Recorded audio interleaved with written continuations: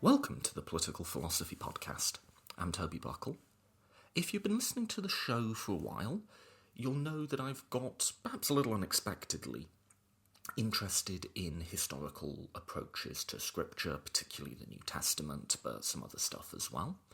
And when I've produced content on that, I've generally sort of adopted, self-consciously, what you might call a secular historical method. Which is to say that I'm not asking do I think Paul is right in some ultimate religious sense. I'm not asking what it means for my life. I'm just trying to produce a reconstruction of what this person in history might have thought and said. Same for the historical Jesus. And in fact, that approach, I think, has generally been true for all of my guests who I've had on to discuss it. So someone like Dale Martin is himself religious, but he would say, when I'm doing history, I'm doing history. When I'm doing theology, I'm doing theology. But when you're talking about the historical Jesus, those two things kind of want to be kept in separate rooms, as it were. The construction you come up with of the historical Jesus might not, and perhaps should not, necessarily conform to the theological construction that you come up with. My guest today wants to challenge that, and I found this really interesting because in many ways I've just sort of taken that framework for granted. It's a framework I really like thinking within, and I find really fun, but it's also kind of fun to have the framework that you've always just sort of taken as axiomatic challenged. Johnny wants to argue, I'll let him do it in his own words, obviously, essentially for letting theology back in the room. And we get into it. I won't really give much more of an introduction than that. I think we lay out his background, where he's coming from, what his argument is in the conversation itself. I have questions, challenges, pushback at various points, and then we just really get into the nitty-gritty of, I guess you could say, the philosophy of methodology. When we apply steps A, B, and C to a text, why are we doing that? What framework, what presuppositions, what prejudices or biases are underlying our assumption that X, Y, and Z are the correct methodological steps? I think that's just a super interesting thing to think about, and that's what this entire conversation's about, essentially.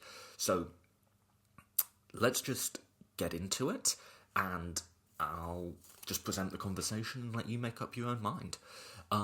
As always, and I'll be really quick with it this time, this podcast works on a suggested donation basis, so if you enjoy content like this, and particularly if you've been listening for a while, consider chipping in to support it. All of the costs associated with it are covered by listeners.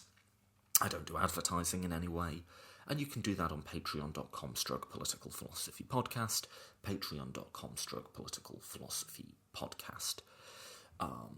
If you're not able to donate, and totally understandable, not everyone is, sharing it on social media is also a great way to support the show.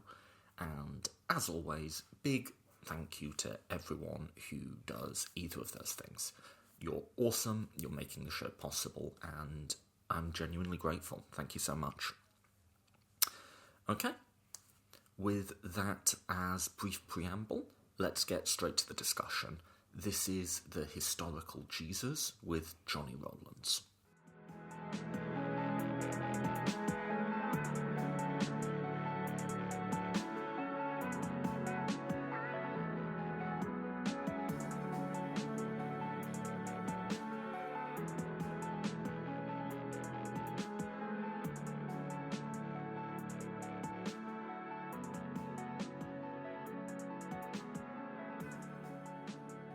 Okay, I am joined today by Johnny Rowlands. Johnny, thanks so much for coming on the podcast. Pleasure. Thanks so much for having me. Cool. So I have your book, which I just complimented your cover on, which is very nice. It's a lovely cover, genuinely, and a Bible in case we need to look something up. Obviously, these are books of equal importance. Absolutely. Yeah, absolutely. So this is your first book, right? Yeah, so this is a lightly revised version of my PhD thesis. So yeah, first book. Cool, congratulations. Thanks, appreciate it. So how did you, I'll say like how I came across this and how I thought it would be interesting to do a conversation on it. But how did you come to write this? What was like how did you come to write this? Like what drew you to this topic? Yeah, great. So it's like I say, it's a revised version of my PhD thesis, which I did at the University of Nottingham. I was also at the University of Nottingham as an undergraduate student. When I joined the department as an undergrad, I would have characterised myself as a non-Christian. Would have gone as far as to say I was an atheist.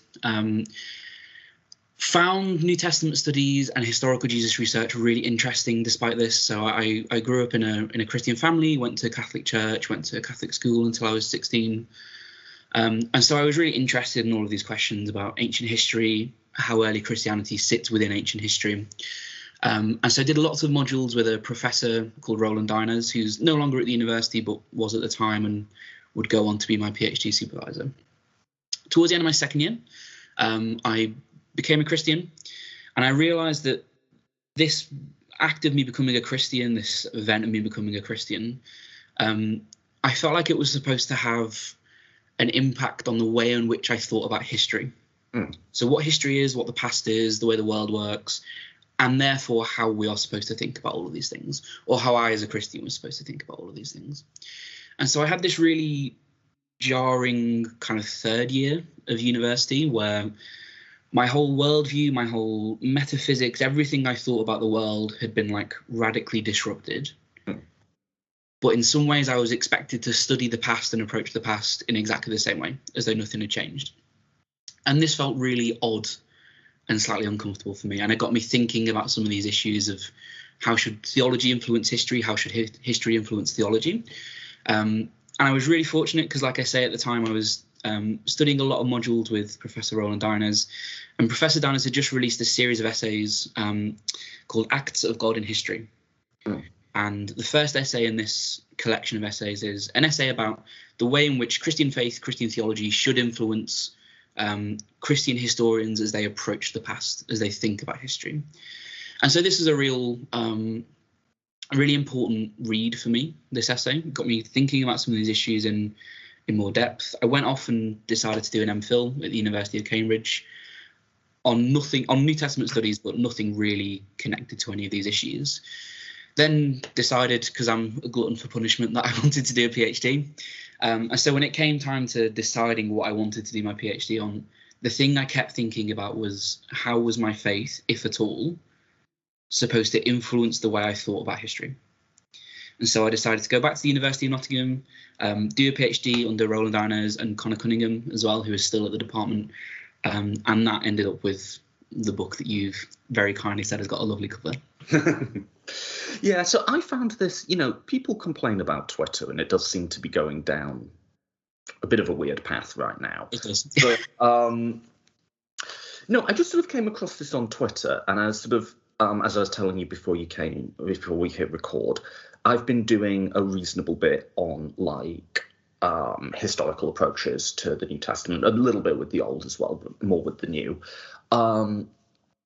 And I've interviewed people who are sort of very much within the traditional secular historical method approach to it, which is to say, regardless of if I'm a Christian or not, I'm going to approach this as history. And I've done quite a bit of a certain amount of that myself. And I just sort of, I've been meaning to interview someone on the historical Jesus for a bit, and I hadn't found anyone. And then I came across this book, which was sort of in part a history of the history of Jesus, if that makes sense, and in part a methodological critique of the historical framework, which I've always just almost sort of taken for granted when I approach these questions. So I thought, okay, this could be interesting. And so I reached out to you, and you agreed to come on. I guess, maybe one place to start is, like I say, the history of the historical Jesus, because a lot of people have written on this, right? Yeah, absolutely. And I mean, I think depending on how you are defining your terms here, so what you are thinking of as writing about the historical Jesus, there's a case to say that, you know, the discipline is 2,000 years old, right? Because that could include the Gospels, that could include certain fragments of Paul and even Hebrews and things like this. But when we talk about the historical Jesus, well, I think the way I'm using that phrase, historical Jesus research, is we're really talking about kind of European post-Enlightenment rationalist attempts to apprehend the quote-unquote what really happened when it comes to Jesus. So from like the end of the 18th century to the present day, something like that.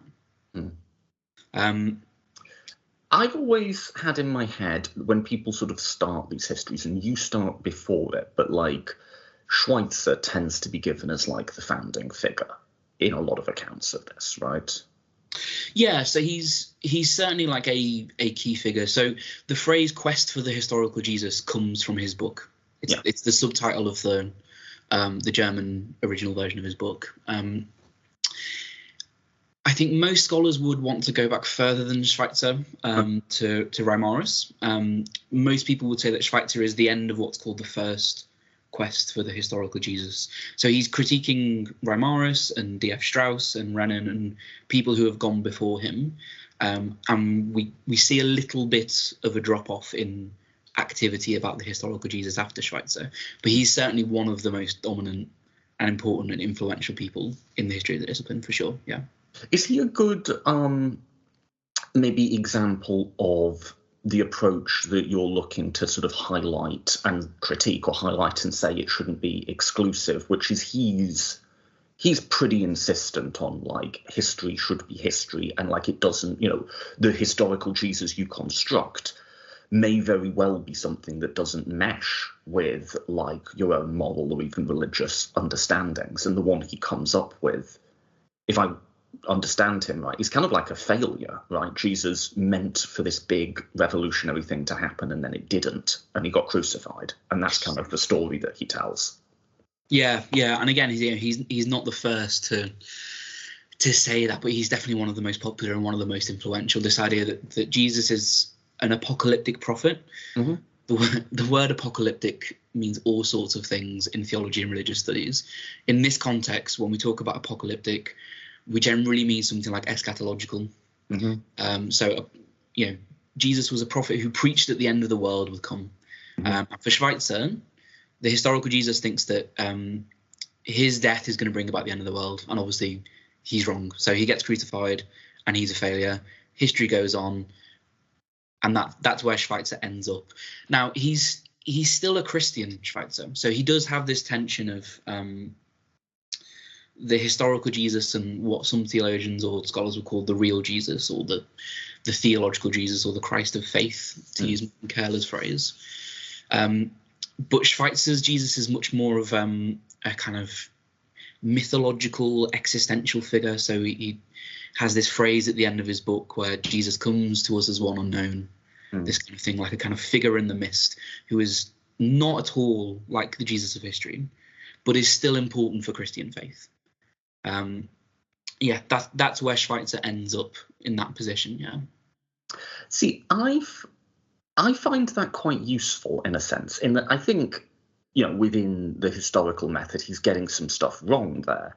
But with that said, and even with the caveat that these words can mean a lot of different things, I find apocalyptic Jewish prophet a useful starting point.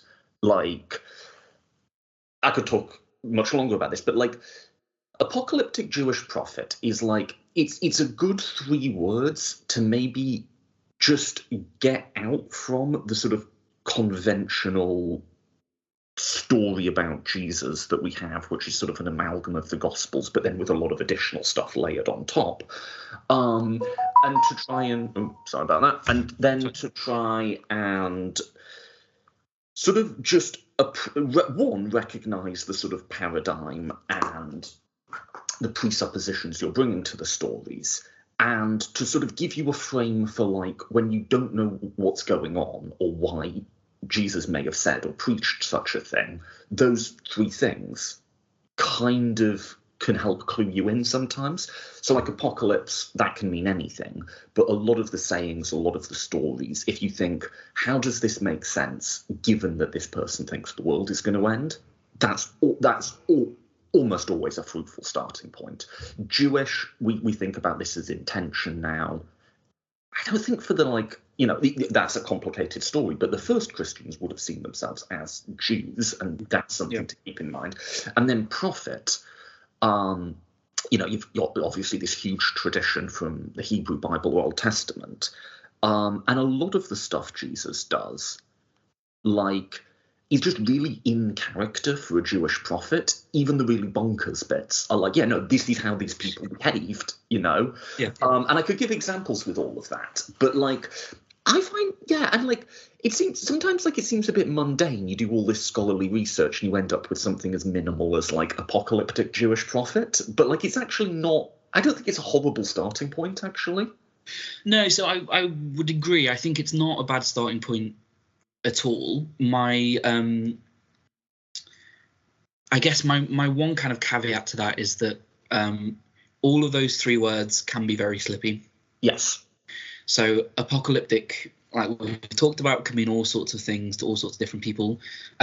Jewish, Jesus is absolutely Jewish, and this is one of the few things that pretty much every current active historical Jesus scholar will agree upon. This is kind of a non-negotiable in historical Jesus studies, but that raises the question of what kind of Jew was Jesus. And then prophet, again, I would agree with what you're saying about Jesus being a prophet, but if you got 5 biblical scholars in a room and said, do you think Jesus is a prophet, they might all say yes, but mean completely different things by that. No, I'd agree with all of that. And then the words, that phrase is also an invitation to not just apply the words uncritically, but think, one, recognise the pluralism of meaning within them, but two, sort of ask yourself, what do those words mean to me? And again, get to that point where you're recognising that you're wearing a particular pair of glasses when you read this, and just try and notice what happens when you put another pair on. So apocalypse to us, I think for a lot of the writing in the ancient world generally, particularly in this sort of intertestamental period from when the last Old Testament book was written to the first New Testament one, we kind of think of apocalypse as either a sort of very divine cosmological type thing, or earthly, like a meteor smacks into us or something, or human, like a nuclear war or something. I think it's both for them, right? It's both a human and divine conflict, because the different peoples of the world have their different gods, and if the gods and the people go to war and everyone gets wiped out, it's that sort of thing. And so anyway, that's just an example of the words apocalyptic Jewish prophet are both a lens through which to view the world, but also an invitation to sort of ask, well, actually, what do those words mean? Yeah, absolutely. Yeah. So, I mean, you sort of alluded to something in Schweitzer, which is yes, I'm a Christian, but theological Jesus is just a different thing to the historical Jesus. There's someone I know a bit. I've interviewed him a few times, and he wrote a chapter for my book. It's Dale Martin, and he's very that's his one of his core bedrock, approaches. What, if anything, is wrong with that as an approach? Yeah, that's a good question. I think there's not anything wrong with that approach. I think that's a completely reasonable and academically valid and legitimate position to have, and I don't have any problems with that. I suppose my concern, and one of the things I kind of seek to highlight in the book, is when this approach to history, so this opposition of history and theology, becomes the only means by which we can think about and study the historical Jesus. at the expense of alternatives. And so again, if there are Christians who are academics and are trying to take up the traditional historical critical methods to think about Jesus, that's totally fine. I've got no problems with that. I've done that. I've done that in print. I'm all for that. But my issue is that trades upon a very myopic view of history. The word history is another word that can mean lots of things. So both history as the past itself and history as the study of the past. So in both of those, the uses of the word there. And so what I'm trying to do in this book, The Metaphysics of Historical Jesus Research, is to try and encourage the discipline to think a little bit more pluralistically, a little bit more broadly about the role that metaphysics and theology play when we do history, so when we are writing about the past. And also to think about our metaphysics of what history is in the first place. So, just really fundamental questions about what we think reality is, how do we think it functions, how can we apprehend it and make sense of it. And so I hope I make this clear in the book, I'm really not asking anybody to stop doing anything. I'm really not saying that anybody needs to pack anything in. But my concerns come when scholars start to tell other scholars that theology shouldn't enter into history. Because one of the claims I make in the last chapter of the book, and we might go on to talk about this, is that this dominant traditional historical critical method or series of methods is itself a theological position. It emerges out of movements and posturings within the Christian tradition itself.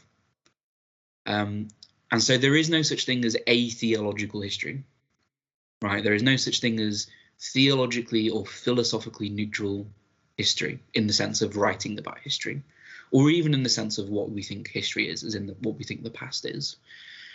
And so if that's the case, what I want is a much broader playing field for who can engage with this, the methods that can be used to engage with this, and not even just the methods, but the different frameworks for creating methods themselves. So let's start with maybe something that we agree on, and then we can maybe move to areas of tension. Yeah, I think I agree. History requires a worldview, right?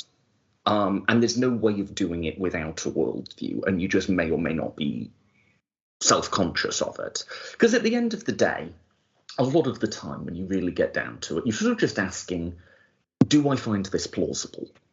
Yeah. Do I find this plausible? Like, let's think of an example. Paul's description of a resurrected body in 1 Corinthians 15. Yeah. Really challenging read for a modern audience. But that's what he's claiming he saw with the risen Jesus. Do I find that plausible? Okay. Plausible assessed against what? Yeah. Right. What am I plausible? I can't generate an answer to that question without some sorts of standards that I could bring to bear vis-a-vis plausibility. Yeah, I agree certainly with that. Which is like the groundwork you're trying to do in the first half of the book. Yeah. Right? You have to have a worldview. Do you want to come in there before I go to the bit with any notes on that before I go to the bit where maybe we diverge? Yeah, sure. So I think it's maybe helpful to just say a couple of words about the word worldview, because this is, the first half of the book is me just defining terms, because there are loads of terms that are very contested and are used in ways that are maybe not necessarily entirely clear when you read historical Jesus scholarship, or beyond historical Jesus scholarship as well. So when I'm using the word worldview in this book, I'm talking about a series of metaphysical presuppositions that are being taken for granted when we assess new information about the world. So metaphysical presuppositions being things like what exists, so literally just what is there. time and space, their existence, how they function, how we apprehend them, things like causality, those kind of things are what I mean when I talk about metaphysical presuppositions. And again, the first proper chapter in the book is me talking about metaphysics and the way I'm using that word and how it's functioning in the rest of my argument. And I think you're completely right. A lot of this comes down to notions of plausibility.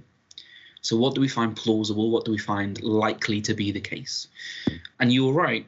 We have to assess plausibility against some kind of background for what we think is and is not plausible to have happened in the world. But this frequently happens at the uncritical level. And that's not to say that that's a bad thing, because I think this is just how humans think. Yeah. Right? So I'm a big fan of German philosopher Hans-Georg Gadamer. Mm-hmm. So he's a philosopher of hermeneutics. And he talks about this in terms of prejudice. Mm. And for Gadamer, prejudice isn't a negative term. Prejudice are just things that we take for granted in order to make sense of new information, in order to interpret a text or a piece of art or whatever that might be. And Gadamer says that this is just completely unavoidable. This is just how we think. We have to take things for granted before we can think anything, and that's fine. And Gadamer says that every epoch, every society, every culture has its own set of prejudices that are just taken for granted. And so for Gadamer, the prejudice of the Enlightenment, so this would be the prejudice of the kind of the realm in which historical Jesus research takes place, is the prejudice against prejudices, which he points out is itself a prejudice, right? So that's such a bloody philosopher statement. The prejudice against prejudices, which is itself a prejudice. It's such a philosopher thing to say. Anyway. No, it is. But I find that really helpful. Because one of the things I'm trying to get across in this book is that I don't think there is any metaphysically and therefore theological neutral ground when we're thinking about history. Because, as you said, all this has to be done through a worldview, which is a set of propositions about what the world is and how it functions. And that is necessarily both metaphysical and theological. Yes, but... Yes, but... Okay, the word theological kind of irks me a bit there. In a sense, yes, right? There's no neutral position on, is there a God? And again, what does God mean, right? Like, all of these words we could just spend another hour on. But, like, yeah, there's no neutral position on that. I wonder if... Okay, how do I say this? I wonder if when we use the word theology, most people will hear that. Indeed, many, maybe even most sort of scholars will hear that as implying something considerably more comprehensive than the theology that is assumed in a secular historical method. Because yes, that I don't think this... So this is another potential area of divergence. I don't think the secular historical method rightfully understood, or the secular historical method as I believe it ought to be understood, I think it's a better way of saying that, comes in with a hard line. We know there is no God and we know there are no miracles. It just comes in requiring, with a certain set of standards for what it would take to demonstrate them, And I think the idea that, like, we're actually at the core kind of neutral on does God or miracles exist or happen, but we just have a very different set of plausibility tests for these things than a religious worldview has. That seems to me an entirely different character of animal from, we start from the point of view that these things exist, and that's foundational to us, and we build quite a large comprehensive knowledge of it. Yeah, like, yes, in a sense, right? You can't be neutral about God. I can see that, but it can. I think when you say, oh, it's all just theological claims, I think that can gloss over the extent to which these are just very, very, very different animals. And like, if I'm like to put it bluntly, animals that I don't think are equally plausible or should, if I'm just being honest, should equally command our respect, you know? Anyway, I talked for a bit, I'll let you go on that. No, that's really helpful. And I mean, maybe some caveats from me would be helpful here, but I mean, so when we talk about things like the historical critical method or the secular historical critical method, that's really not to say that all Jesus historians think in the same way, because they really don't. No. You know, there is a great variety of Jesus historians, and there are basically as many different approaches to the historical Jesus as there are Jesus historians. You know, you put 10 of them in a room, you'll get 20 different opinions. And actually loads of, especially in, the third quest, a lot of these Jesus historians are Christian. So the discipline's not secular in that sense. It would be completely wrong of me to characterize it in that way. I see what you're saying about these kind of plausibility tests. I think what I would want to say in response is that those plausibility tests themselves are theologically significant. So those plausibility tests, so the very way we measure plausibility proceeds from a series of metaphysical and theological assumptions. And some of those assumptions can be really banal, right? So just, to say that the past exists is a metaphysical presupposition. I'm not saying that that's an unreasonable one to have when you're trying to study the past, because you need to have that presupposition to study the past. That's just a really trivial example. When we think about things like miracles are a really interesting case, because when you read lots of the first quest, or what's sometimes called the old quest for the historical Jesus, so this is Schweitzer and slightly pre-Schweitzer, so from Reimarus to Schweitzer is how I've characterize it in my book. So this is guys like Reimarus, Strauss, Renan, people like that, leading up to Schweitzer. One of the claims that we see kind of being made fairly frequently is that things like miracles are not historically apprehensible because we know that they don't happen. Because what miracles are, and this is all borrowed fairly heavily from David Hume's famous work on miracles, miracles are a suspension of the natural order. They are a supernatural interruption or suspension of the natural order. And I kind of want to say, well, yeah, I don't believe in those miracles either. Like, as a Christian, I do not think that is how miracles work. This is, that portrayal of miracles, which is then used to just discount them as historical data altogether, in the works of some scholarship, not all scholarship, is itself a theological claim, and it's one that I think is bad theology. It's not less theological. I would say it's deficiently theological.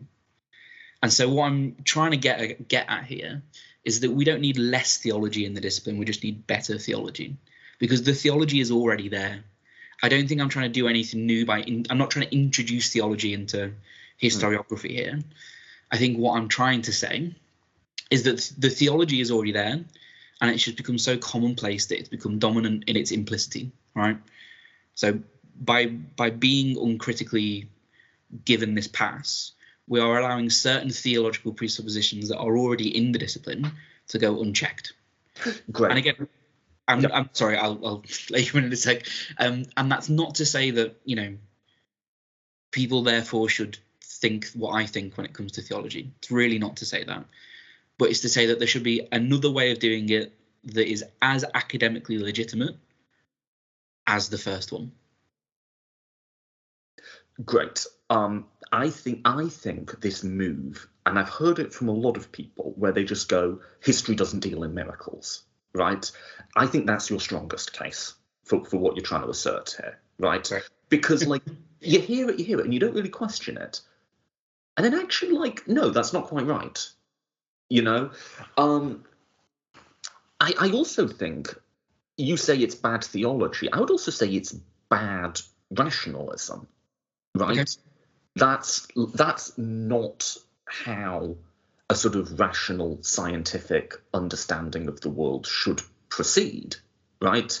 So I'll give you think about say the various arguments that are made between rationally based medicine and alternative medicines, right? Yeah. The point of view of medical science should not be we know alternative medicine doesn't work. It should be there's criterias we have that we would want it to meet, and if it meets them, it ceases to be alternative and it just becomes medicine. So if you have something like homeopathy, this seems pretty bonkers, but if it could demonstrate itself in clinical trials to actually have an effect over and above a placebo, even if we didn't understand why it was having the effect, we'd start using it. Yeah. And we should start using it. And so to the point about miracles, we shouldn't be starting from the point of view, because it might be that let's just say what you call a bad theological understanding of a suspension of the natural order, which, if I hear you right, neither of us are saying that's what happens. But okay, we don't know how the entire universe is put together. We might be living in such a universe that occasionally the fundamental constants just get turned off and on again. That might be the type of universe we're living in, I think from a rationalist point of view, you would want to see that claim clear some pretty high plausibility hurdles. But that's different from saying we start from the point of view that it's not true. Does that make sense? Yeah, that makes loads of sense. And I think perhaps what I'm driving at is that this. So you talk about kind of universal principles being turned off and on again. I don't think that a more rigorous Christian theological account of what quote unquote miracles are would conceive of miracles in that sense. So it's agreed and understood. I'm just saying, even with respect to, let's call it that, hard line interpretation of what miracles are, the position, even with respect to that, the rationalist position shouldn't be we start knowing in advance that that's not the case, and then if you construct, let's call it, a more nuanced account of miracles, which I'm welcome, we can discuss maybe. Again, the fundamental assumption shouldn't change. It shouldn't be we know or don't know that this happens. It should be, well, this is the claim that can be assessed from within our worldview and plausibility assumptions. Yeah, sure. So I think my question then becomes, well, how do we measure the plausibility of something like that? Right. So, I mean, how do we measure the plausibility of something like Jesus turning water into wine? Well, the first thing you need to do is construct some sort of metaphysics for the nature of reality and the nature of causality. And again, this sounds really trivial. It sounds like I'm, being needlessly pedantic. We know that water doesn't turn into wine. I'm not going down to Tesco and buying water and then taking it home and turning it into wine because it's cheaper, right? Because that stuff doesn't happen, right? We know that kind of thing doesn't happen. But this suspension model, and I know that you're not talking about miracles in those terms, but this suspension model is itself trading on a set of theological assumptions about the way in which God interacts with the world.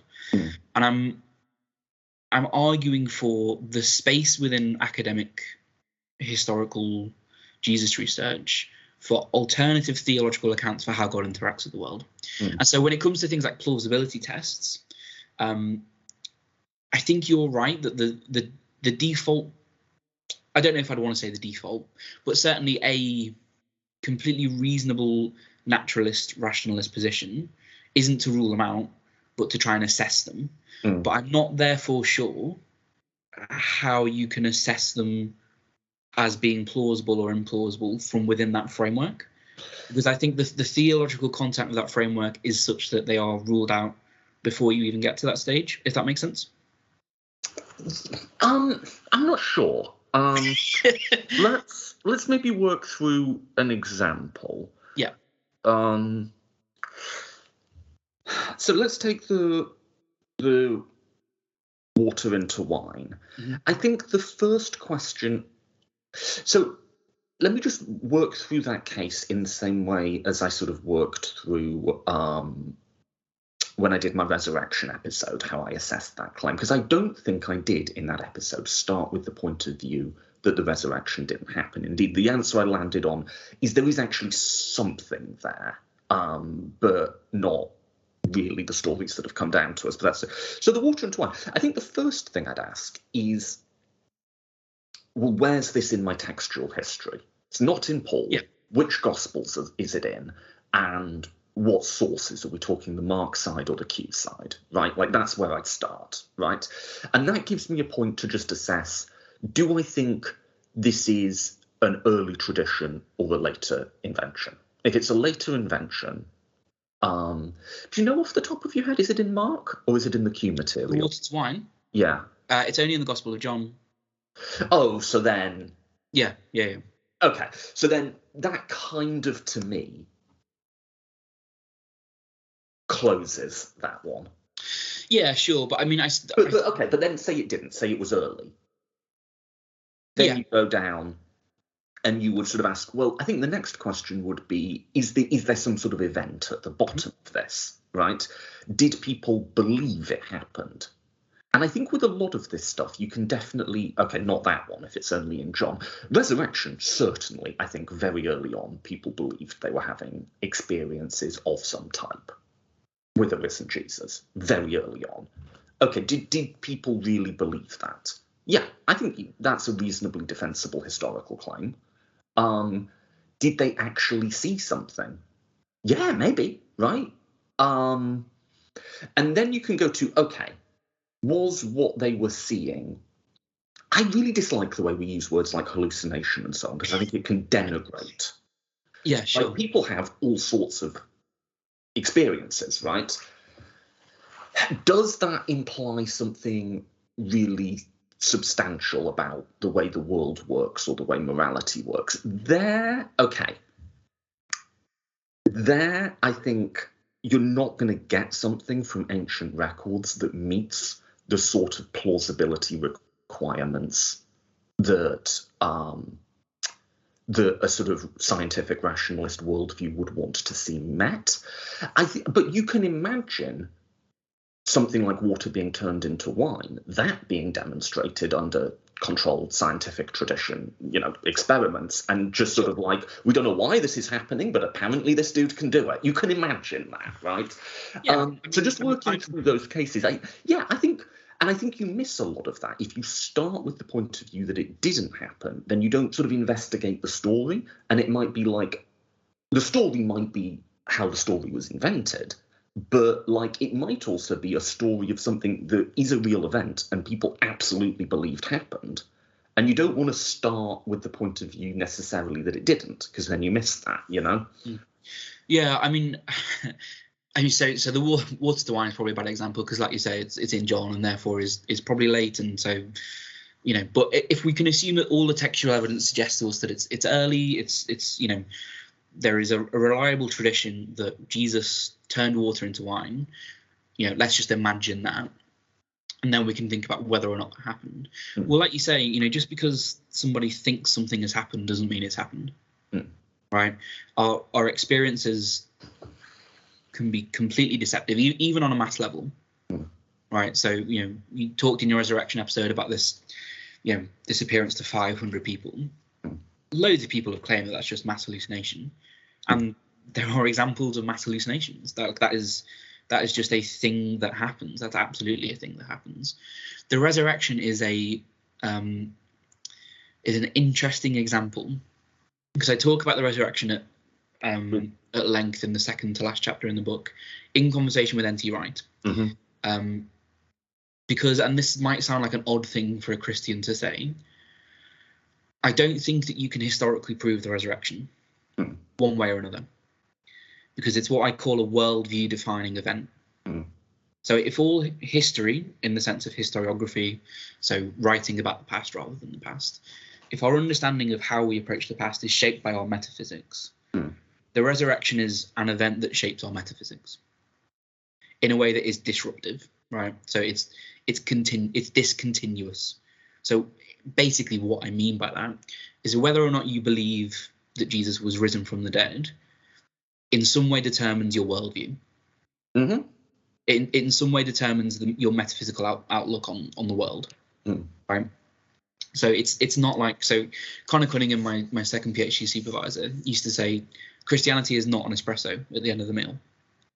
It's not like we all agree on the way the world works, and then it's just, do you believe in God, yes or no? And the rest of that stuff is untouched. If the claim that Jesus is risen from the dead is true, all of that stuff before it is completely changed. So it's not the espresso at the end of the menu, it's the decision to walk to a different restaurant altogether. Yeah. To use Connor's metaphor, which I find fairly helpful. And so that means, so one of the things I'm critical of N.T. Wright for doing is using a secular method, so this non-Christian approaches to history, to affirm something that could never be affirmed in that worldview. Why could it never be affirmed in that worldview? Because the metaphysical implications of the resurrection completely explode the metaphysical starting point of that worldview. Is that not? I mean, you can imagine a universe in which a sort of rational secular method got you to a claim like the resurrection, and then that claim would itself then be informative of, it would then like change your methodology going forward. But you can imagine a universe, like I say, in which a rational secular method could get you to that claim. The thing is, we're just not in that universe. Like the sort of evidence for something like the resurrection isn't sufficient within a secular worldview to establish it. Yeah, so I think but that's the problem with Wright, right? Like, like it's not that like it's his argument for the historicity of the resurrection isn't a good argument as a historical argument. That's the issue with Wright. It's not. I don't know that it's more fundamental than that. It's that his history isn't a good history. Right? Yeah, I mean there are certainly places where I think, regardless of your worldview, metaphysics, your theology, I think he makes bad historical judgments. So a really clear example of this is Matthew 27, 52 to 53. So where you get this really... When I read this in your book, I was literally like, what the F, dude? Yeah, like, it's... Absolutely, what the hell? Yeah, and talk us through it. Yeah, and like I want to caveat this by saying N.T. Wright gets a really bad rap in all sorts of places. And I have, a lot of respect for good chunks of his work. So his book, The New Testament and the People of God, I think is still 30 years after its publication, a really helpful introduction to things like historiography and hermeneutics. His Paul book, I think, is less helpful, and Paula Friedrichsen has written a really wonderful critique and review of that book, if anybody wants to go and engage with the problems with that book. When it comes to the resurrection of the Son of God, so this is the third book in his Christian Origins and the Question of God series. So he's done a hermeneutics and historiography volume, then he's done one on the historical Jesus, and then this is just to do with the resurrection. It's a massive, like 900 page book just on whether or not Jesus is risen from the dead. And there is this point at which... I should say I haven't read it all, but I've listened to talks by him. Okay, sure. So that's just my level of familiarity there. But anyway, please. So and then at one point he talks about Matthew 27, 52 to 53, which is this, if you go and look it up, it's a really weird story, like just unbelievably bizarre. So Jesus dies on the cross, and at the moment of Jesus' death, all of the tombs of the saints in Jerusalem are opened up. And then at the moment of Jesus' resurrection, they wander into what's called the Holy City, is the phrase the Greek uses there. So what we seem to have, if we're taking this as historically reliable, is Jesus dies, people come out of the tombs, stand around while Jesus is in his tomb, and then when Jesus is risen from the dead, they walk into Jerusalem. Right? It's just completely bizarre. Now, I have a theory. I haven't published this anywhere, but the phrase "holy city" refers to the heavenly Jerusalem, not the earthly Jerusalem. So I don't think it's an historical event in the sense that I don't think if you were in Jerusalem at this point in history, you could have seen zombies at the edge of their tomb or anything like that. But Wright's argument at that point is essentially that some stories are so strange that they must be true. Which so Dale Allison's, in one of his books, I forget which one, just basically says, N.T. Wright's a really smart guy, but this is just dumb. Like, this is really stupid. And it, I think regardless of your metaphysics, your historiography, your worldview, that's just a really poor argument. There is no way around that. That is just. That's such an egregious case, but I'm not sure his overarching case for the resurrection. It's a bit of a longer argument. I'm not sure it's that much better. And listen, neither of us are saying this is a dumb guy. He clearly knows his stuff, right? Yeah, absolutely. But his case for the resurrection is I'll do it very briefly, and you can nuance it if you think it needs nuancing. But it's in order for the early followers of Jesus to believe this happened, they must have both seen him and there been an empty tomb. One would be insufficient. We know that they did believe this, therefore we can say that the appearances and the empty tomb are historical. Given that they're both historical, it's really only a hop, skip, and a jump from there to the thing happened. And it's I'm just going to start with the first premise. No. No. Both of these things the appearances and the empty tomb must both have happened for them to have come to believe it. No, people come to believe all sorts of stuff for all sorts of reasons. My view is some sort of appearances happened, but the empty tomb didn't. But it's not completely wild that there could have been an empty tomb, right? But I guess one way of putting this is this a good historical argument? One way you could ask this question is, would you find this argument plausible if made about any other historical figure? And I just can't think N.T. Wright would. I can't think there's modern gurus who have their followers claim were resurrected. If I made this, and that's in an age when we have video cameras and stuff, right? Would we find this argument plausible there? I can only assume he wouldn't. Which sort of anyway, go for it. Yeah, so I think that's a fair summary of the gist of his argument. Like we've said, it's a really long doorstop of a book. It's so trying to summarize everything he's doing is fairly difficult. So one of the things he wants to argue is that when Paul talks about resurrection in 1 Corinthians 15, because of the Second Temple Jewish background around him, that must have been a physical resurrection. So he argues that there's no such thing as a conception of a spiritual resurrection. In this period, it's all bodily resurrection. Then, like you say, he has these two kind of impacts of what he is going to go on to say is the resurrection. So people have experiences of the risen Jesus, and there is an empty tomb. I think you touch on this in your resurrection episode, but the phrase empty tomb is a bit of a misnomer. Because it's not like tombs are one person things, and the Gospels even say that this is Joseph of Arimathea's family tomb. Yeah. As in, it's for his whole family. So there are potentially loads of people in there. This partly explains why the phrase empty tomb isn't in the New Testament. Because it's perfectly plausible for the tomb not to have been empty and for Jesus not to have been in it. Yeah. Right. Mark Goodacre has written a really helpful article on this. And one of the things that Mark Goodacre says is that in Mark's Gospel, when you get the women going in and there is this, figure that is interpreted as being an angel on the right-hand side, The reason it's on the right-hand side isn't anything to do with Jesus sitting at the right hand of the Father, which is what it's normally interpreted as, but is because if you go into this family tomb and you dig out the tombs from right to left in like a kind of semicircle, the right one is the first one.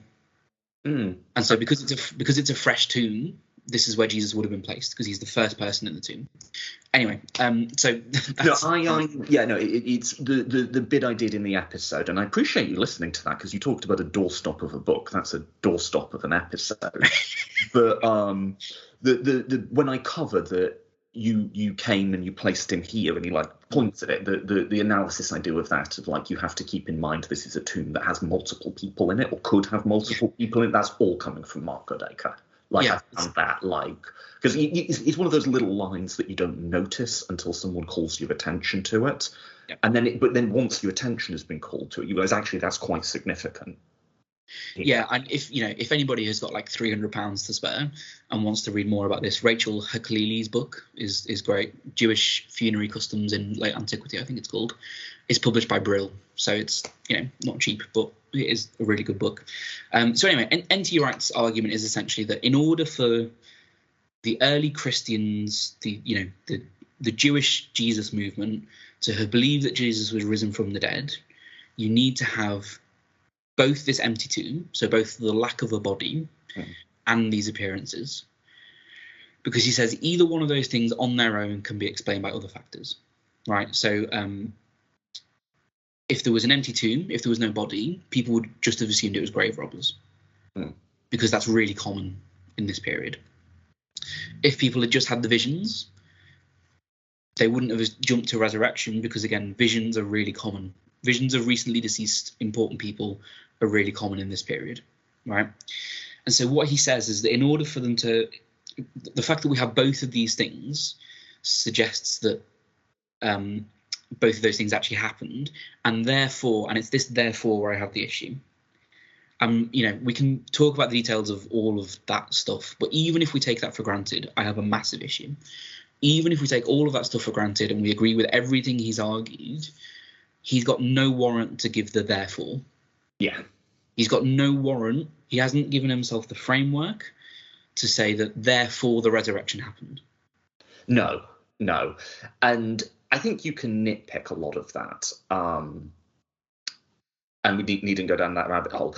I mean, like, one nitpick is, say, we're probably imposing a modern dichotomy when we say, was it physical or was it spiritual? Sure. And you could ask, like, when Paul says summa pneumatikos, right, a body of pneuma, is that the same thing as, like, how we think about spiritual, right? I think it may very well not be. Yeah. And is that the same thing that Luke is refuting when his Jesus says, I'm not a pneuma? Are they tracking to the same thing there? Because pneuma can mean a hell of a lot of different things, right? It might be just like that natural, there is a natural spiritual divide, but what that dichotomy is framing and tracking to in the ancient world might be just quite different to what we're thinking about, I think. So you can nitpick it, and I'd nitpick the front end. But yeah, I agree. Even assuming, right is right, the therefore is like a hell of a move. Yeah. It just sort of feels like this argument bugs me a bit. I think it bugs you too, but for different reasons. Because it's like, I just don't think you're being honest about what your commitments are here. You're either not being honest with me or you're not being honest with yourself. The history, this isn't, you're smart enough to know that this isn't like, the history doesn't get you where you want it to get you. Yeah, so my issue with Wright's stuff on the resurrection is one of consistency, first and foremost. So it's interesting to compare him to James Dunn on the resurrection. So James Dunn employs a method that is, again, based on Gadamer, this guy I mentioned earlier. So he wants to employ a historical version of what Gadamer would call Wirkungsgeschichte, which is German for something like history of impact. So basically, if you trace, Gadamer's talking about texts. If you trace the history of impact that a text has had, that can help you to interpret and understand the text. Mm. James Dunn wants to do something similar with history. So if you trace the impact of Jesus, he says that's our primary means for understanding Jesus, the man himself. Okay. So, so he says things like, the Gospels are part of this Wirkungsgeschichte, this history of impact, right? And James Dunn, again, was a Christian, but employs a purely kind of non-Christian academic historical critical method. But he does so in order to kind of expose the limits of historical methodology. So he says that, there seems to have been something that happened around Easter time, but given the methods that we have given ourselves as an academic discipline, we can't go beyond that. We can't go beyond that, right? So we can't go beyond saying something happened. And so he doesn't quite say this so explicitly, but I think he wants to start saying things like, so therefore maybe, like, because we've reached our limits here, therefore maybe this tells us something about the framework in which these limits have been produced. I think that's a completely reasonable argument to make, right? To adopt a secular historical critical method in order to expose its own limits. I think that's a totally reasonable thing to do. What Wright wants to do, I think, no, I don't think this, I know he does this. What Wright says in his book is that he goes beyond that. So he's not exposing the limits of his method.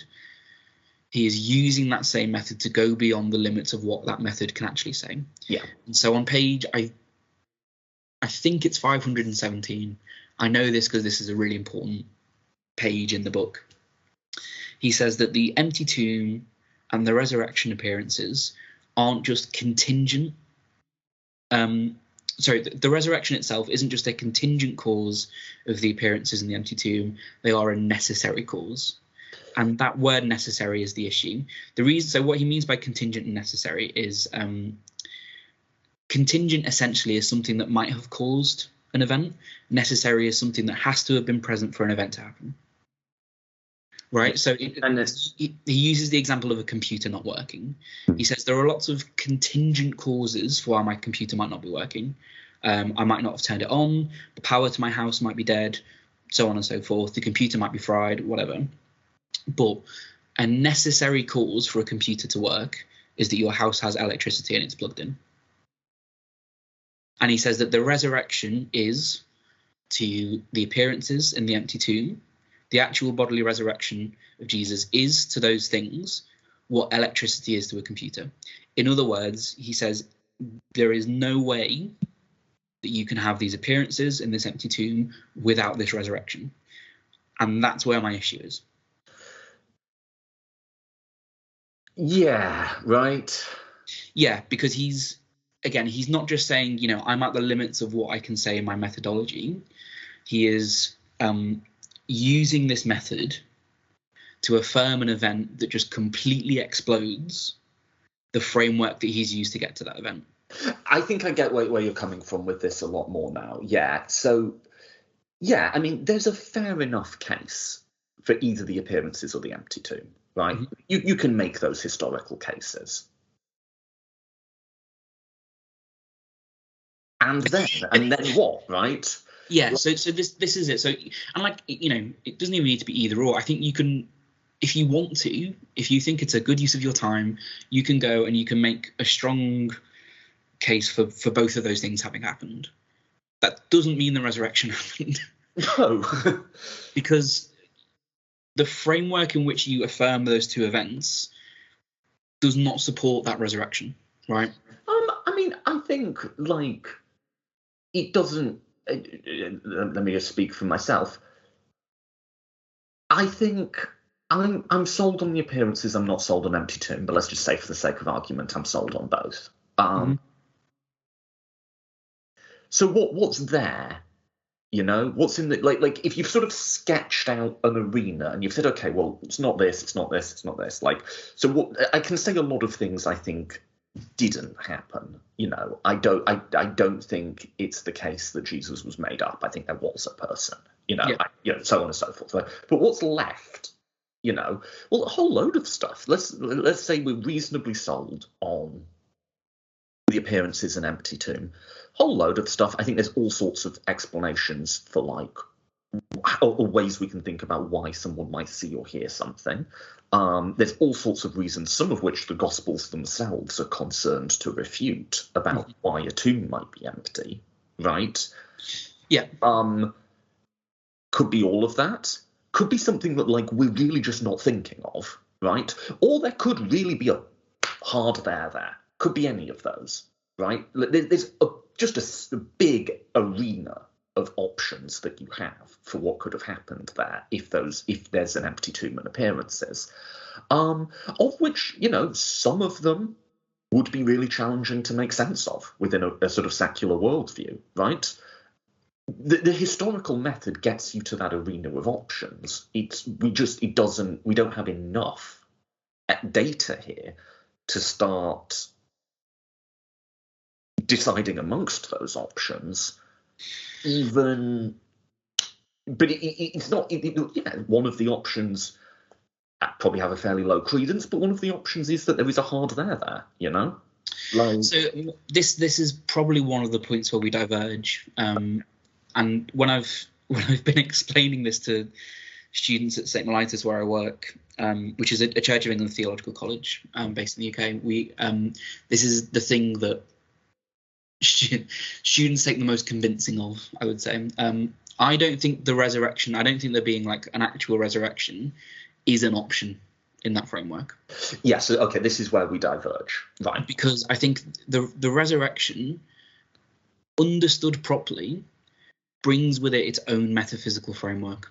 And so if all historiography is done after metaphysics, so if you have to have some kind of view of the way the world works in order to do history, and if the resurrection brings with it a new way of thinking about how the world works that is discontinuous with the secular view of the world, then the resurrection can't be an option from within secular historiography because it just blows it up.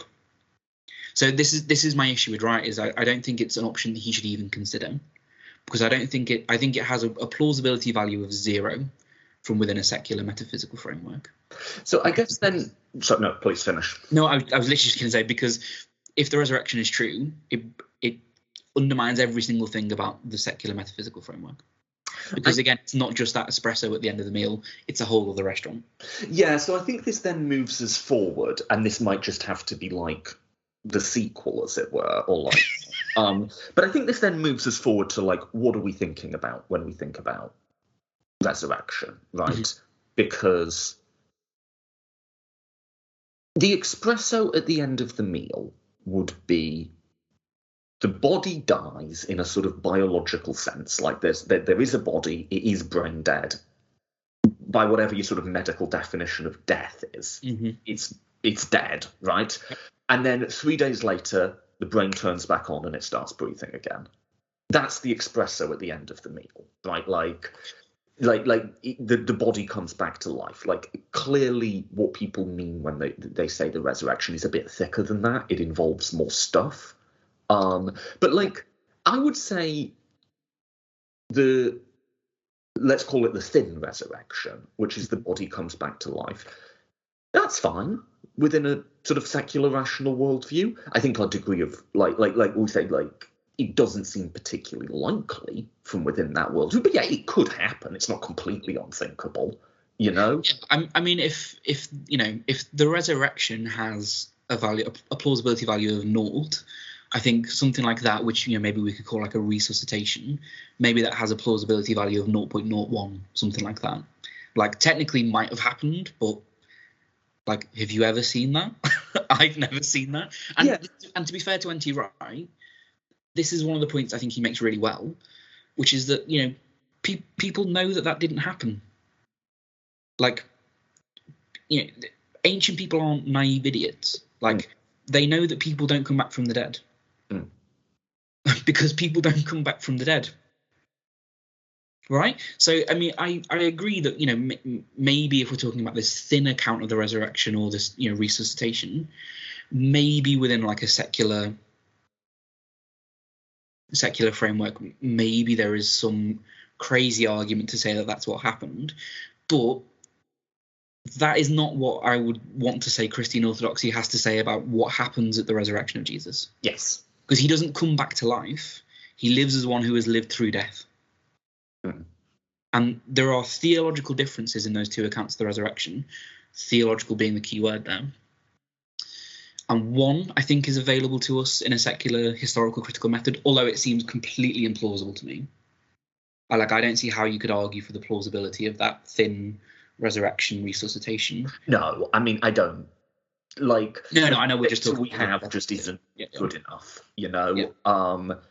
Like, and even if it happened in a hospital or something, like, you'd still, you know, I just say in the arena of things it could have been, assuming an empty tomb and whatever, it's in there. It's not your main feature. You could put it in there. Like, it could be one of the options, maybe, sure. Yeah, it's sort of thing. It is possible, but again, my point is that is not the Christian claim.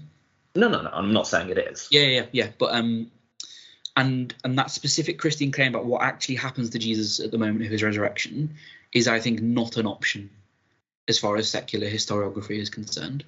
And that's my issue with Wright, is that he never seems to acknowledge the issue that his conclusion has for his premises. He ends up soaring off the branch he's sat on and doesn't seem to have an issue with that. I can sort of see that. I mean, maybe it's a difference. There is something to be teased out here of, like, if the resuscitation, let's call it that, is like a 0.01, like, is it the thicker resurrection is like a 0.0000001, or is it 0, right? And, like, does that distinction matter? Like, if it, because at some point it's functionally 0, right? Does it matter if it's functionally 0 or a hard 0? I guess is like the question. Yeah, I mean, I think it does matter because it. Well, I think partly it matters because it's true. In that again, I'm sorry to sound like a broken record, I just don't think it is an option within this framework. But it also matters practically because whether or not it is in any way plausible to talk about something like that. I mean, if N.T. Wright is talking about something that is 0.00001 on the probability scale or the plausibility scale, well, I mean, he's going to have a job. Like, he's going to have a job to convince you of that, but it's still possible, right? So there's an important distinction to make here between possibility and plausibility. Right. The full-on, like, the full-fat resurrection of Jesus. Full-fat resurrection, I like that. Even if it's got a low plausibility, it's still possible. Whereas I want to go further and say it's not only has it got a low plausibility within this framework, it's not even possible within this framework. I mean, and again, I would want to say that from within a Christian framework as well. It's not. I don't think it's possible to prove the resurrection, even if we are operating with some kind of Christian approach to historiography, because again, it's the ground of that metaphysical framework. It's not a thing that you can argue for; it's a thing that you argue from. Yeah, I mean, I can see that. I can see that. I think to a certain extent from within history, it's all academic anyway, because, like, the types of hurdles a claim like that would need to clear are just not clearable when what you have are sort of documents and bits of archaeology and stuff. Like, that's just not, even if, something really weird did happen, like, to get it over our sort of rationalist plausibility hurdles, like, the thing just can't jump that high, from the sources that we have. In the same way, but I mean, you could say that about anything. There's all sorts of miracle stories and, like, big events where, like, God intervenes in the world in, other ancient religions outside of Christianity. Yeah, maybe, but, like, for to even start looking at that, like, no, you that it's written down somewhere is just never gonna clear it, Yeah, and I agree. I don't think any kind of secular historical critical methodology should be engaging with that stuff, because again, it's coming from a metaphysical framework where those things just do not happen. That is not how the world works. But that is not the same thing as saying that alternative metaphysical frameworks are therefore less academically viable. But okay, so what would that look like then? Can you think of like a particular like historical argument about either did this or didn't this happen, or just like sort of how did it go if it did? Where let's say a conventional historical account could gain something by a more theologically informed methodology. Because I can think of a thin sense in which I totally agree with that, but I think you want to say something thicker. So the thin sense is, as you know, when I do episodes on this, I always do them in dialogue with two figures in my head, an apologist and a mythicist. Not that I agree with either position, but I think they're useful reminders, in that, like, sometimes, because when you do the plausibility tests, I think what you can often end up doing is shaving off all the knobbly edges and just reducing everything down to its like most mundane interpretation. Yeah. And actually, like some of the times when you've got like a really weird passage, like the answer is because it happened. Like weird stuff happens sometimes, and you can say, well, this isn't how people at the time would have behaved. Yeah, people do all sorts of bonkers stuff. Like sometimes, like it's not. Sometimes people do something that someone looking back at us 100 years from now would say that is not a plausible thing that person would have done, but we still did it, Yeah. And equally with the mythicist view, I don't believe it's all made up, but like sometimes the answer is just like because it was made up. Like sometimes it's actually not harder than that. And so I like to have both of them in my head to just remind myself of like, don't just sand everything down to the most boring read. Like, at least be open to weird thing happened or it's just made up. And people say stuff like, oh, people would never have made up a story like that. People make up all sorts of stuff, So I can see totally the value of having that. And, and if you said, okay, I don't want to add an apologist per se, but I want to argue someone who I want to have someone situated in the conversation who argues from the resurrection in your words. Yeah, okay. I can see that. I think you want to say something a bit thicker though. Yeah, so I mean, just to kind of illustrate your point about people making stuff up. So one of the things that we are kind of, as far as we can be 100% sure didn't happen, given that caveat, one of the things that we are, 99.99% sure didn't happen is the story of the woman caught in adultery in John 51 to 11. The reason why we know that this is almost certainly not historical is because it doesn't appear in the manuscripts until hundreds of years after the Gospel of John was written. And it seems like a really odd story to just kind of make up. Some people, you'll often hear like sermons or some Christians say, well, this is a story where it's been inserted to show how good Jesus is, because there's this woman who has been found to have been adulterous. People want to stone her, and Jesus says this famous phrase, he who's without sin cast the first stone. No one throws a stone, and everyone walks away. Jesus forgives the woman. Everything's rosy. Everything's lovely. But we don't need to have any more stories about how good Jesus is. Like, we've got loads of them. And Chris Keith's PhD was on this passage. And he says what you need to do to work out why a story might have been inserted is to try and work out what you would have lost if that story wasn't there. And the thing that seems to have been lost is this is the only point in the New Testament where Jesus is described as writing. He bends down on the ground and he writes something in the ground. We don't know what it is. It's not important what it is. But he makes a really convincing argument that in like the 3rd or the 4th century, a group of Christians encounter some kind of opposition. And because of the claims that this opposition group are making about Jesus, it becomes really Christologically and theologically significant that Jesus has got the ability to write. And so they include this story. They make up this story and they include it and put it in the Bible. I say put it in the Bible, you know what I mean? They include this story, insert it into the Gospel of John, so that they've got a story of Jesus being able to write, because that becomes significant at that moment. That seems completely wild to us, right? It doesn't, like, from my point of view, I couldn't care less if Jesus can write or not. But at some point in time, it became very important for some group of Christians that they could write, that Jesus could write. And so that becomes significant. So, yeah, so I agree. There are all sorts of reasons why people might want to make things up. I think I've forgotten your original question. Sorry. Do you want to say something more substantial than, I like to, when I'm not a historian. I think it's just fun to play around with, and I like playing around with it, right? It's just like, I'm just like, here's some toys. I like playing with the toys. I'm not saying I'm playing with the toys professionally. I play with the toys. Anyway, I like to put that in dialogue with an apologist and a mythicist, because, like, sometimes they're right for the wrong reasons. Yeah.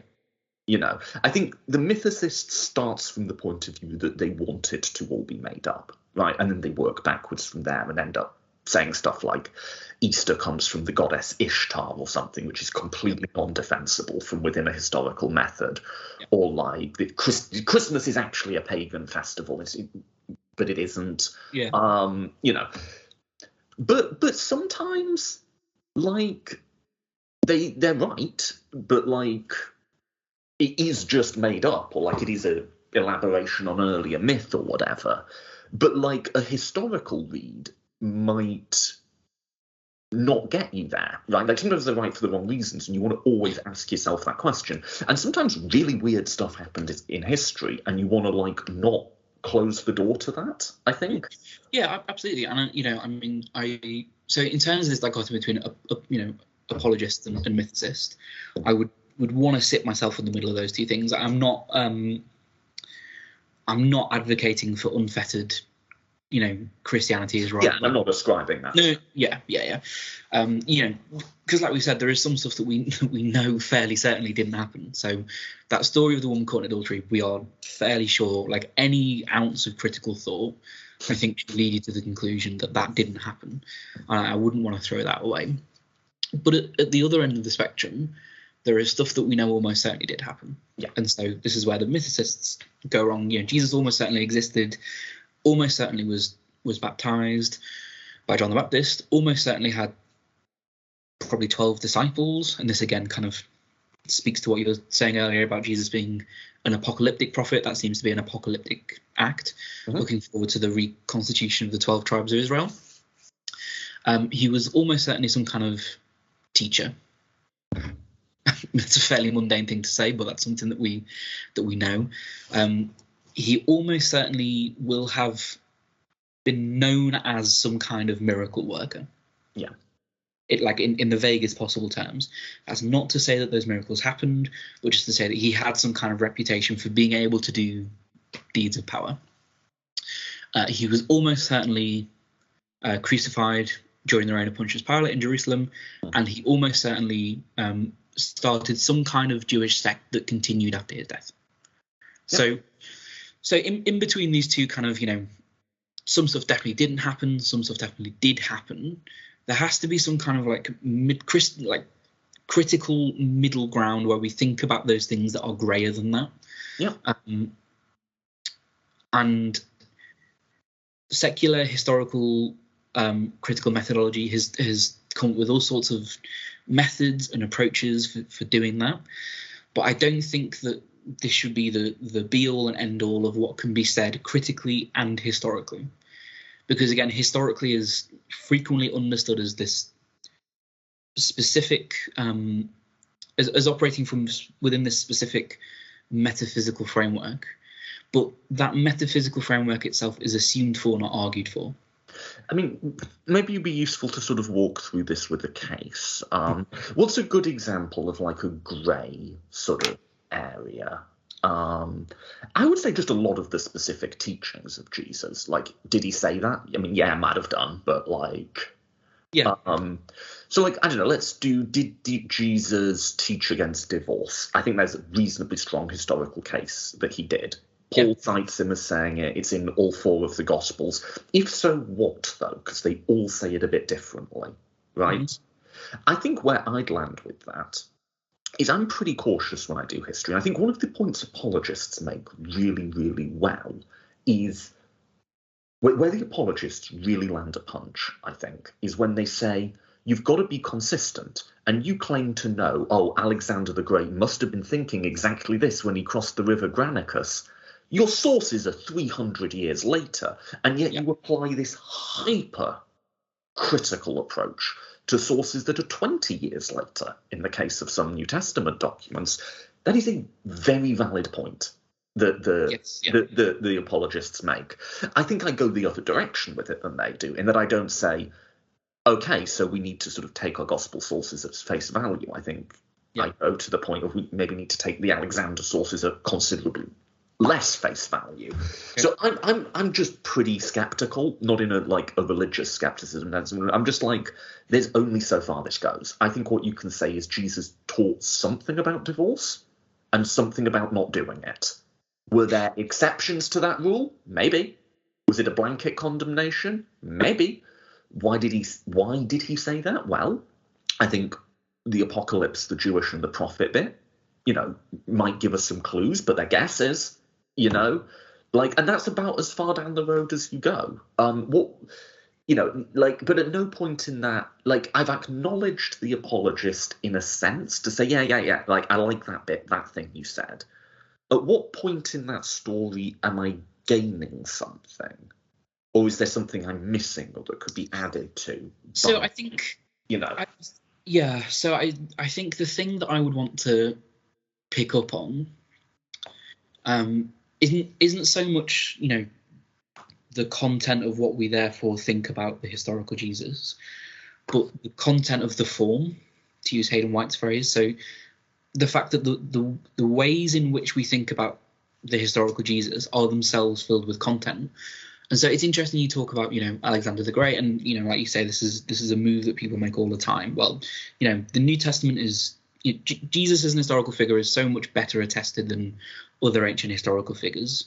And therefore, you should trust what the sources say about Jesus more than you trust the sources that would say about Caesar or Alexander the Great or whoever you want. And it's interesting that you said you would go the opposite way.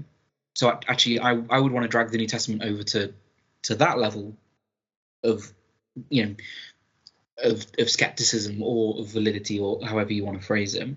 And what I am interested in, what I'm trying to kind of prod at in this book, is the reasons behind why you would go one way and someone would go another way.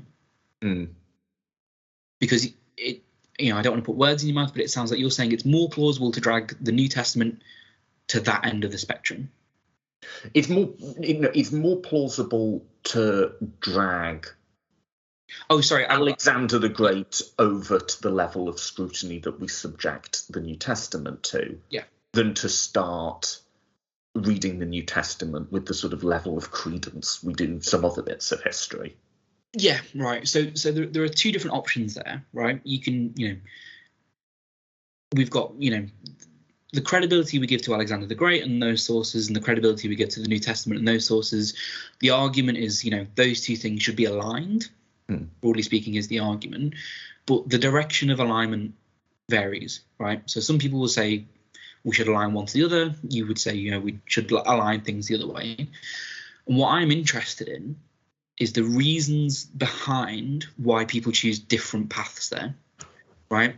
And I think what it is that there is some kind of pre-given set of presuppositions and metaphysical, tacit metaphysical claims that are governing those plausibility choices that we are implicitly making, and that those claims that are governing those processes are themselves full of metaphysical and theological content. Great. Okay, I like this. I like that argument. Okay, so let me work this back. I'm saying, okay, here's a case. What did Jesus teach about divorce, and if so, what? I gave some, and I said, what does approaching it from a theological point of view add to this argument, and I made an argument about its historicity. But then I kept talking because I like the sound of my own voice and I don't want to stop. And I said, okay, I actually do take something from apologists here, which is a reasonable level of skepticism is like what falls out of that argument for me. And I think, I do take the apologist point. I think it's a really good point, actually. The fact that they always make it and like they're wrong about a whole lot of other stuff doesn't stop it being a really good point, and I said, okay, and I sort of justified the fact that I read ancient texts pretty skeptically. And and you said, okay, but you could make that consistency happen different ways, right? So like what I'm getting at and what I think perhaps bringing theology in has to offer is not at the level of here's a clever argument about why it's Luke's version of the divorce saying rather than Matthew's, right? It's not that. It's that like you have to you're making assumptions about what level, sort of my overall skepticism or level of credence or how I'm reading the text in the first place, which are, well, I'll put words in your mouth, rooted in a certain worldview, yes, and might have something to gain from that worldview, at least potentially being in dialogue with a theological one. Am I? Yes, although I'm slightly reticent to use the word theological because one of the points I want to make is that all of this is theological anyway. So again, we're not talking about. Sure, but we'll just talk past each other on definitions of theology then. But sure, religious, whatever you want to say for that, yeah. Sure. So I think all I would, just as a quick caveat, all I would want to say is that I don't think either of these approaches are more or less theological than each other. They are just different in the ways in which they are theological. I think we disagree on that, but that's not central to the line I'm trying to pursue, or at least we disagree in a sort of it depends what you mean by theology type of way. But yeah, sure. So like I guess what I'm asking for is like you're saying the discipline could benefit from being in dialogue with, let us say, these other perspectives that fall outside of a traditional historical worldview. I'm trying to concretize that. I want to sort of see a benefit. And so what I hear you saying is the benefit doesn't occur at the level of here's why we think Jesus said this about divorce and here's an argument. It occurs at the level of me saying something to the effect of I'm pretty skeptical about attestations of what people said or didn't say in the ancient world in general. I think most, Yeah. So if we think about this apologist example again, so let's say we think that the sources for Alexander the Great's life are 80% accurate, just to pluck a random figure, and let's say we think that the Gospels are 20% accurate. Yeah. Right. Again, just to pluck a random figure. Now, if you agree with the idea that actually they are probably as accurate as each other, they are, you are holding those two things to different standards. If you agree with that, and we can have all sorts of conversations about whether or not we should agree with that, but if you agree with that, you then have three options, right? You could say, well, okay, maybe the Gospels are then 80% accurate because that's what Alexander the Great sources are. Or that's option one. Option two, maybe Alexander the Great sources are actually 20% accurate, right? There's a third option, which is, maybe I need to adjust my view of both of those things, right? So maybe they're both 50% accurate. So you've got three options. Now, the thing I'm interested in is what influences scholars to go down one of those three routes. Yeah. No, because it's a really interesting question. I really like that question. Yeah. Like you've put it. It's that level of thought that is often not made explicit for all sorts of really understandable reasons. The first just being space in your books. Like you can't justify every single little thing that you might need to justify. So I'm not saying this as a criticism. I'm really not. but just to say in that moment of choosing which of the three paths to take, a choice is being made. And it's significant that we recognise that a choice is being made and talk about why that choice is being made rather than a different choice. So what is pushing you to put both at 80% rather than 20% or 50%? Mm. And that's where I think it is formed by, informed by, shaped by, influenced by our pre-given metaphysical framework, right?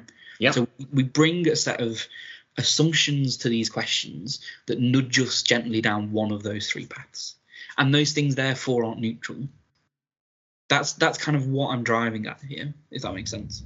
No, I get that, and I like this formulation. I guess I'm still looking for like a punchline of like, what am I? You say that the discipline could benefit. Yeah. So I think what's the result? So I think what the result should be, and by the way, I'm not the only person to have done similar arguments. So Seth Heringer in the States has published a book called Uniting History and Theology, which is arguing for something very similar to this. For example, I think what should so I think perhaps it's not that traditional secular historical critical methods need to do something differently. But then there needs to be the production of a whole set of different frameworks within which new methods can be constructed. And in some ways that may look very similar, right? So my reasons for not thinking that the story of the woman caught in adultery isn't historical is probably going to be very similar to why, Marcus Borg thinks that story is not historical, for example. We can come from completely different frameworks, but still think similar things for the same reasons, because those two things aren't completely mutually exclusive, right? We're still reading the same texts. We're still people. We're still applying some kind of notion of critical judgment to all of this. But the discipline as a whole, I think, can benefit by this greater sense of plurality, because it's allowing people to more accurately represent the metaphysical framework that they're coming to the text with. Nobody is being kind of tacitly encouraged to adopt a different metaphysical framework in order to participate in the debate. Oh, okay. So let me repeat that back to you. I've been sort of asking you for, like, you say there's a benefit, give me a benefit, put the money on the table. It's sort of been my line of questioning.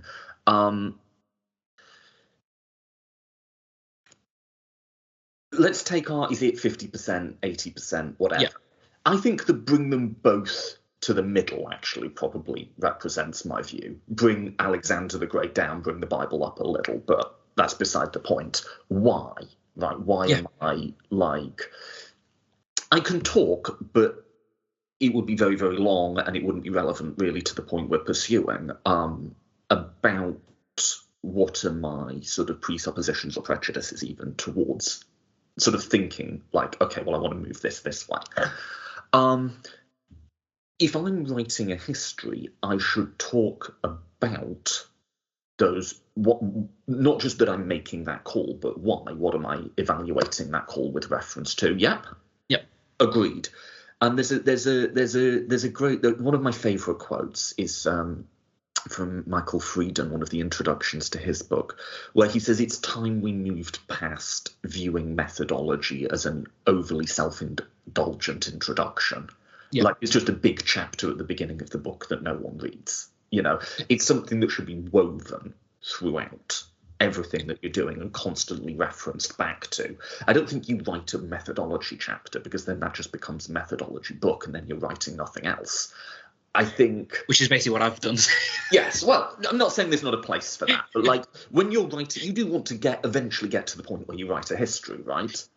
And like... Yes, methodology should inform. You should constantly be reflecting back on it and like what is underpinning the plausibility call. If all you're doing is reading stuff and going, yeah, I kind of think that's plausible, you have to constantly be reflecting on why you're finding that plausible. Not so. What you're saying is having more voices would encourage people to do that and make their sort of implicit whys explicit, because there would be like more variance, more homogeneity or something to that effect. Yeah, so not just more people, but more people from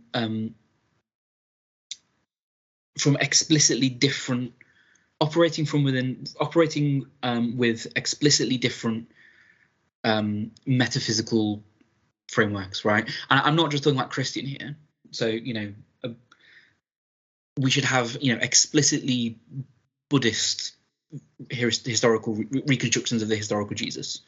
We should have, people from all sorts of explicitly different metaphysical frameworks, because it's in that jarring and the rubbing up of those competing and contradictory metaphysical frameworks that the assumptions behind our conclusions start to get brought into the light, and we can question them, right? So why do I find such and such a thing plausible? Well, maybe it's because of X, Y, and Z that I hadn't really articulated. Maybe that was kind of pushing that a little bit. And so in this, in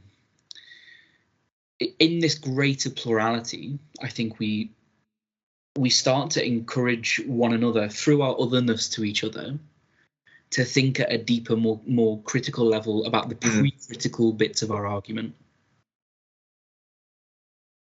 And that's not to say that anybody needs to, be converted. I'm not saying that we need to replace everything that's gone before with a load of Christians telling everyone how great Jesus was. There's a place for I think one of the things I want to try and make really clear in the book is that I'm not advocating for a replacement of anything but an expansion of the discipline. So more things alongside what is already there, not instead of what is already there. I do like that argument. I guess that we should stop. The sort of counter would be, is that like the only, mechanism? I think my reason for wanting to sort of preserve a sort of not an arena. I mean, maybe we don't even really disagree here that much, but like a tool set that is quite pure historically, right? Is that like people really, really, really want to do stuff with this book, and use it and wield it as it is a powerful and therefore quite dangerous or potentially dangerous thing. And I really sort of and I think most of the time when people do historical Jesus research, they kind of fail at it, if I'm being honest, in they what's the Schweitzer quote, or it might be someone else, where he says it's like you're looking down a well and the George Tyrrell. So who is it? George Tyrrell, I think his name is. So it is in the book somewhere, because it's this really famous quote, and he's writing just before Schweitzer about the guys who have come before Schweitzer. So he's writing about Reimarus and Renan and Strauss and people like that. He says, these people have tried to see Jesus, but all they've done is peered into a well and seen their own reflection staring back at them from the bottom of the well. And to be fair, that goes for people I agree with politically. I think in their desire to oppose, let's say, a sort of right-wing American Christianity, liberals will often, correctly pointing out the sort of ahistorical nature of what a lot of conservatives say, and their hypocrisy in their engagement with scripture in certain times. That's all fine. They'll then sort of say, well, the real Jesus was a brown-skinned, oppressed Palestinian who taught love and compassion and tolerance for everyone. And what you're saying is, I want an anti-racist, pluralist society that loves and accepts everyone. Say, great. Your description of Jesus as a set of claims about a historical figure has some issues, and I see it, all sorts of people doing it, I guess, and I think like a lot of the historical Jesus stuff, like I say, maybe they're not being self-consciously deceptive. They've made arguments, but it is interesting how often you get at the bottom of it, the historical Jesus is someone who's not only morally admirable, but morally admirable from the point of view of a modern ideology that didn't exist back then. It is interesting how often that's the case. And so, I think my first impulse on this which leads to a very similar conclusion as yours, is, yeah, I do want, and I'm not saying this is the only way, the vast majority of times people approach scripture, it is not in a historical sense. If someone's preaching on this in church, they're not going to spend an hour telling you about, like, source criticism or something, I don't know, I just think, yes, I do want to be really, like, when we're doing history, we're doing history. Now, that doesn't mean you can't kind of have two sides to your brain and say, okay, there's the history side and the theology side. I think doing history properly and being rigorous about it will make you ask those sorts of questions about what presuppositions am I bringing to my plausibility arguments. Yeah. I don't know. I wonder if you like, being really rigorous about history as history kind of gets you there anyway. And I don't know.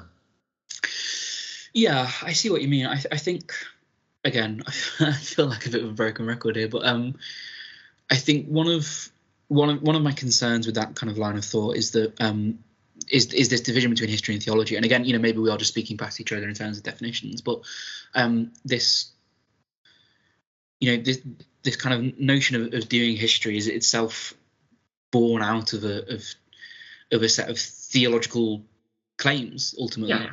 And so if that's true, and people will have all sorts of questions about the ifness of that statement, but if that's true, then what we're doing by divorcing history, which is in some sense theological, with this other thing that we're also calling theological, is we're actually just enshrining one form of theology.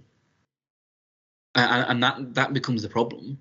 I mean, maybe I could accept the sort of definite. There's a conversation about, I think we're using word theology in different senses, and fine, right? But to use it even in your sense, I wonder if I could say, and yeah, we're enshrining one form of theology. Cool, that's what we should be doing. I would want a more pluralistic academy than that, I think. Although no, the theology can be theology. But it is. Yeah, I suppose I just have concerns about. And again, all of this depends on whether you think I'm right. But like, if I am right about what I think, I will say I don't find the pluralism argument wholly unpersuasive. I think that is like one. I can see how that would force people to be more self-conscious about presuppositions. I guess the challenge would be, is that the only method and is that the best method? But I think clearly there's something to that. I like that argument and I think there's something to it. Thanks. Yeah, I think I would just would worry about the about what might happen if we are kind of uncritically empowering one theological worldview by kind of masking it under the auspices of history. That would be my worry in that context. Let's pause it there, because I'll give you the last word there. Because yeah, we've both talked through our worldviews at length there, and enjoyably so. I do like this stuff. Yeah, no, it's been great. Thank you. Anything else in closing? I mean, we covered quite a bit of ground there, but if nothing else, why don't you just tell listeners where to follow you if they want to follow you on Twitter or website or anything like that? Yeah, I mean, I'm on Twitter. I'm not massively active, I've got to say. I mainly just kind of say when I've had something published, which is not as frequent as I would like. But so I'm at Rowlands Johnny. So just my name, but surname, then last name, then first name. If you want to reach out by email, please feel free to. You can find me on the St. Mellitus College website. So that's Mellitus is Millitus. My email address is just johnny.rowlands@stmellitus.ac.uk. So if anybody wants to get in touch, I'm always really happy to kind of have these conversations and to chat with people. So feel free to reach out in whatever way is best for you. So yeah, thanks so much for having me, Toby. No, thank you for coming on, and thank you for really going down the historical methodology rabbit hole. Pleasure.